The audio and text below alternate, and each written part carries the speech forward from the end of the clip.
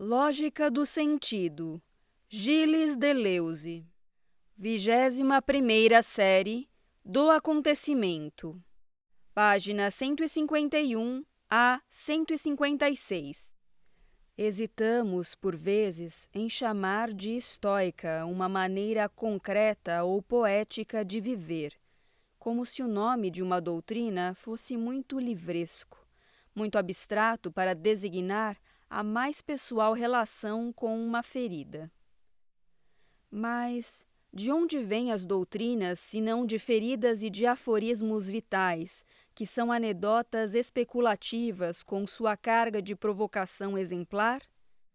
É preciso chamar Joe Busquet de estoico.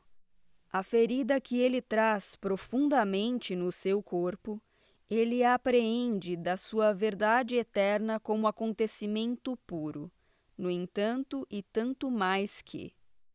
Assim como os acontecimentos se efetuam em nós e esperam-nos e nos aspiram, eles nos fazem sinal.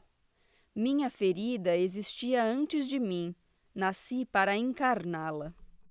A respeito da obra de Joe Busquet, toda ela uma meditação sobre a ferida, o acontecimento e a linguagem. Cf. Os dois artigos essenciais do Carriers du Sud, número 303, 1950, René Nelly, Joe Busquet et son double, Ferdinand Alquier, Joe Busquet et la morale du langage. Fim da nota de rodapé. Chegar a esta vontade que nos faz o acontecimento, tornar-se a quase causa do que se produz em nós, o operador, produzir as superfícies e as dobras em que o acontecimento se reflete, se reencontra incorporal e manifesta em nós o esplendor neutro que ele possui em si como impessoal e pré-individual, para além do geral e do particular, do coletivo e do privado, cidadão do mundo. Abre aspas. Tudo estava no lugar nos acontecimentos de minha vida, antes que eu os fizesse meus. E vivê-los é me ver tentando a me igualar a eles, como se eles não devessem ter senão de mim o que eles têm de melhor e de perfeito. Fecha aspas. Ou a moral não tem sentido nenhum, ou então é isso que ela quer dizer. Ela não tem nada além disso a dizer, não ser indigno daquilo que nos acontece. Ao contrário, captar o que acontece como injusto e não merecido é sempre a culpa de alguém. Eis o que torna nossas chagas repugnantes, o ressentimento em pessoa, o ressentimento contra o acontecimento. Não há outra vontade má. O que é verdadeiramente imoral é toda a utilização das noções morais, justo, injusto, mérito, faltas. Que quer dizer, então, querer o acontecimento? Será que é aceitar a guerra quando ela chega, o ferimento e a morte quando chegam? É muito provável que a resignação seja ainda uma figura do ressentimento, ele que, em verdade, tantas figuras possui. Se querer o acontecimento significa primeiro captar-lhe a verdade eterna, que é como o fogo no qual se alimenta, este querer atinge o ponto em que a guerra é travada contra a guerra, o ferimento traçado vivo como a cicatriz de todas as feridas, a morte que retorna querida contra todas as mortes. A intuição volitiva ou transmutação. Abre aspas. A meu gosto da morte, diz Busquet, que era a falência da vontade, eu substituirei um desejo de morrer que seja a apoteose da vontade. Fecha aspas.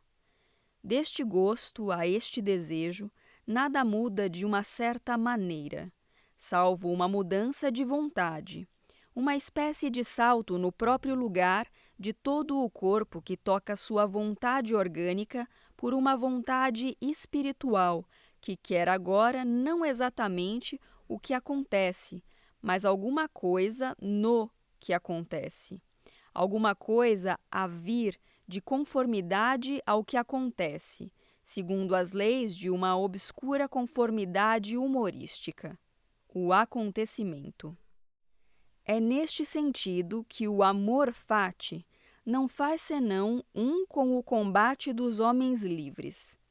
Que haja em todo acontecimento minha infelicidade, mas também um esplendor e um brilho que seca a infelicidade e que faz com que, desejado, o acontecimento se efetue em sua ponta mais estreitada, sob o corte de uma operação.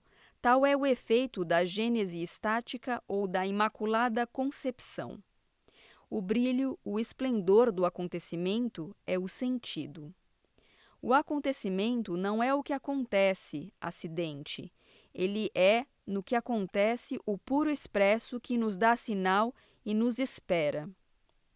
Segundo as 3 determinações precedentes, ele é o que deve ser compreendido, o que deve ser querido, o que deve ser representado no que acontece. Busquedes ainda, abre aspas, torna-te o homem de tuas infelicidades, aprende a encarnar tua perfeição e teu brilho. Fecha aspas. Não se pode dizer nada mais. Nunca se disse nada mais. Tornar-se digno daquilo que nos ocorre, por conseguinte, querer e capturar o acontecimento, tornar-se o filho de seus próprios acontecimentos e por aí renascer, refazer para si mesmo um nascimento, romper seu nascimento de carne. Filho de seus acontecimentos e não mais de suas obras, pois a própria obra não é produzida senão pelo filho do acontecimento. O ator não é como um Deus, antes seja como um contra-Deus. Deus e o ator se opõem por sua leitura do tempo. O que os homens captam como passado ou futuro, o Deus o vive no seu eterno presente. O Deus é Cronos. O presente divino é o círculo inteiro, enquanto que o passado e o futuro são dimensões relativas a tal ou tal segmento que deixa o resto fora dele. Ao contrário, o presente do ator é o mais estreito, o mais cerrado, o mais instantâneo, o mais pontual, ponto sobre uma linha reta que não cessa de dividir a linha e de se dividir a si mesmo em passado-futuro. O ator é do aion, no lugar do mais profundo, do mais pleno presente, presente que se espalha e que compreende o futuro e o passado. Eis que surge um passado-futuro ilimitado, que se reflete em um presente vazio, não tendo mais espessura que o espelho. O ator representa, mas o que ele representa é sempre ainda futuro e já passado, enquanto sua representação é impassível e se divide, se desdobra sem se romper, sem agir nem padecer. É neste sentido que há um paradoxo do comediante. Ele permanece no instante para desempenhar alguma coisa que não para de se adiantar e de se atrasar, de esperar e de relembrar. O que ele desempenha não é nunca um personagem, é um tema, o tema complexo ou o sentido, constituído pelos componentes do acontecimento singulares, comunicantes, efetivamente liberadas dos limites dos indivíduos e das pessoas. Toda a sua personalidade, o ator a mantém em um instante sempre ainda mais divisível, para se abrir ao papel impessoal e pré-individual. Assim, ele está sempre na situação de desempenhar um papel que desempenha outros papéis. O papel está na mesma relação com o ator que o futuro e o passado com o presente instantâneo que lhes corresponde sobre a linha do aion. O ator efetua, pois, o acontecimento, mas de uma maneira bem diferente daquela segundo a qual o acontecimento se efetua na profundidade das coisas. Ou antes, esta efetuação cósmica, física, Ele a duplica com uma outra à sua maneira, singularmente superficial, tanto mais nítida, cortante e pura, por isso mesmo que vem a delimitar a primeira. Dela, libera a linha abstrata e não guarda do acontecimento senão o contorno ou o esplendor. Tornar-se o comediante de seus próprios acontecimentos. Contra-efetuação. Pois a mistura física só está certa ao nível do todo, no círculo inteiro do presente divino. Mas, para cada parte, quantas injustiças e ignomínias, quantos processos parasitários canibais que inspiram também o nosso terror diante do que nos acontece, nosso ressentimento contra o que acontece. O humor é inseparável de uma força seletiva. No que acontece, entre parênteses, acidente, ele seleciona o acontecimento puro. No comer, ele seleciona o falar. Busquet assinalava as propriedades do humor-ator, aniquilar os rastros cada vez que se torna necessário. Abre aspas. Erigir entre os homens e as obras seu ser diante do amargor. Fecha aspas. Abre aspas. Ligar as pestes, as tiranias, as mais espantosas guerras, à chance cômica de ter reinado por nada. Fecha aspas. Em suma, liberar para cada coisa a, abre aspas, porção imaculada, fecha aspas, linguagem e querer, amor fati. Nota de rodapé. C.F. João Busquet, Les Capitales, Le Cercle du Livre. 1955, página 103. Fim da nota de rodapé. Porque todo acontecimento é do tipo da peste, da guerra, do ferimento e da morte? Bastaria apenas dizer que há mais acontecimentos infelizes que felizes? Não, pois que se trata da estrutura dupla de todo o acontecimento. Em todo acontecimento, existe realmente o momento presente da efetuação, aquele em que o acontecimento se encarna em um estado de coisas, um indivíduo, uma pessoa, aquele que designamos dizendo: eis aí, o momento chegou. E o futuro e o passado do acontecimento não se julgam senão em função deste presente definido, do ponto de vista daquele que o encarna.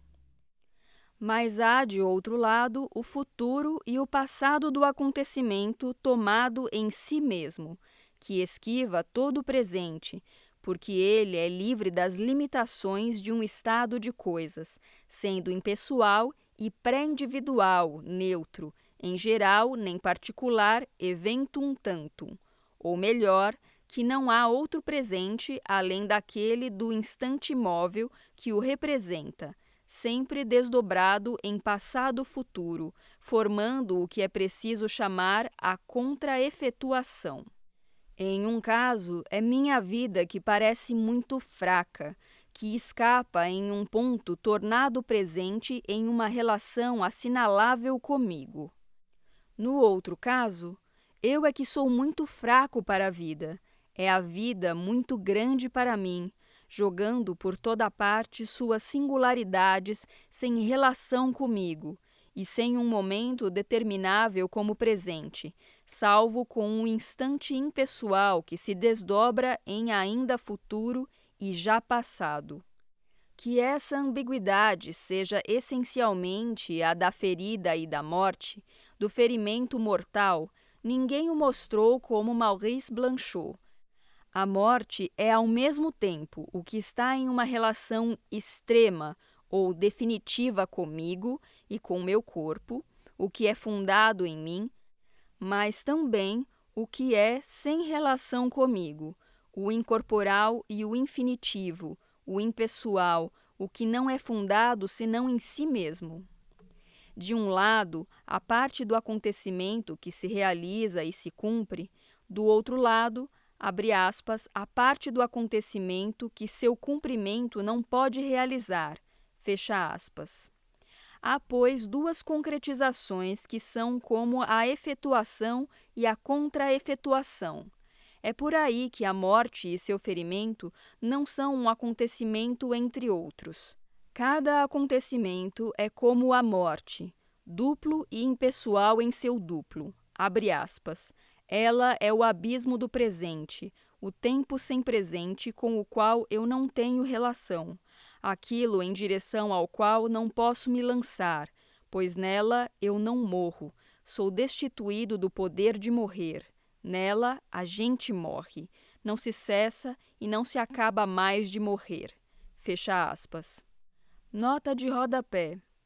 Blanchot Maurice, L'Espace littéraire, Gallimard, 1955, página 160. Fim da nota de rodapé. Como este, a gente difere daquele da banalidade cotidiana. É o on das singularidades impessoais e pré-individuais, o on do acontecimento puro, em que morre é como chove.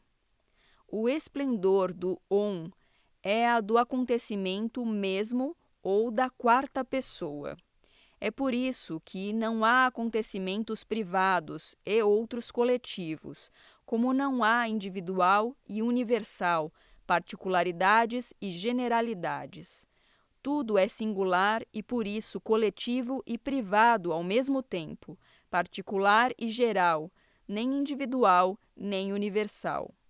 Qual guerra não é assunto privado? Inversamente, qual ferimento não é de guerra e oriundo da sociedade inteira? Que acontecimento privado não tem todas as suas coordenadas, isto é, todas as suas singularidades impessoais sociais? No entanto, há bastante ignomínia em dizer que a guerra concerne a todo mundo. Não é verdade. Ela não concerne a aqueles que dela se servem ou que a servem, criaturas do ressentimento. E há tanta ignomínia em dizer que cada uma tem sua guerra, sua ferida particulares.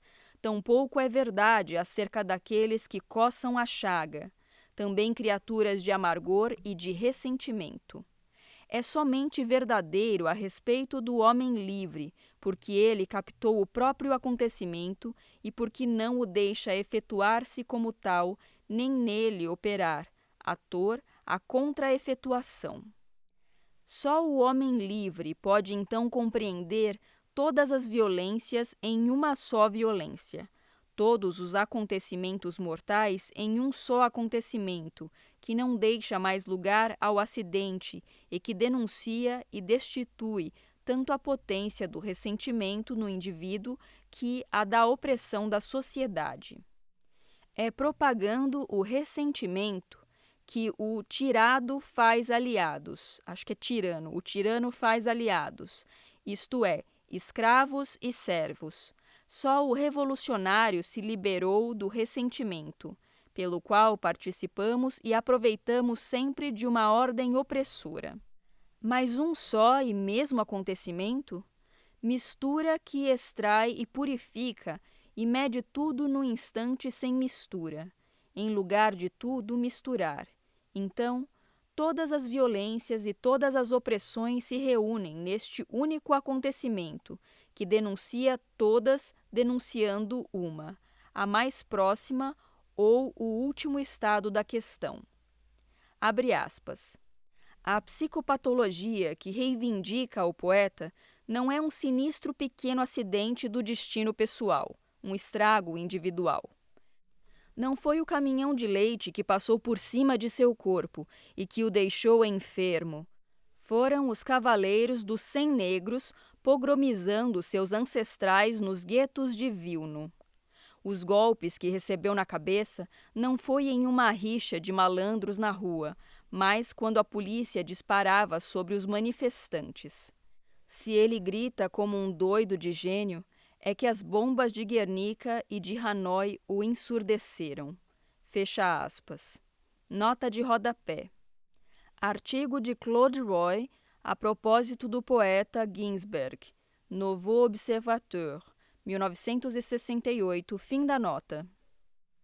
É no ponto móvel e preciso em que todos os acontecimentos se reúnem, assim em um só, que se opera a transmutação, o ponto em que a morte se volta contra a morte, em que o morrer é como a destituição da morte, em que a impessoalidade do morrer não marca mais somente o momento em que me perco fora de mim, e a figura que toma a vida mais singular para se substituir em mim. Nota de rodapé. C.F. Maurice Blanchot, Op. Cit., página 155, abre aspas. Este ponto para elevar a morte a si mesma, para fazer coincidir o ponto em que ela se perde nela e aquele em que me perco fora de mim, não é um simples assunto interior, mas implica uma imensa responsabilidade a respeito das coisas, e não é possível senão pela mediação delas.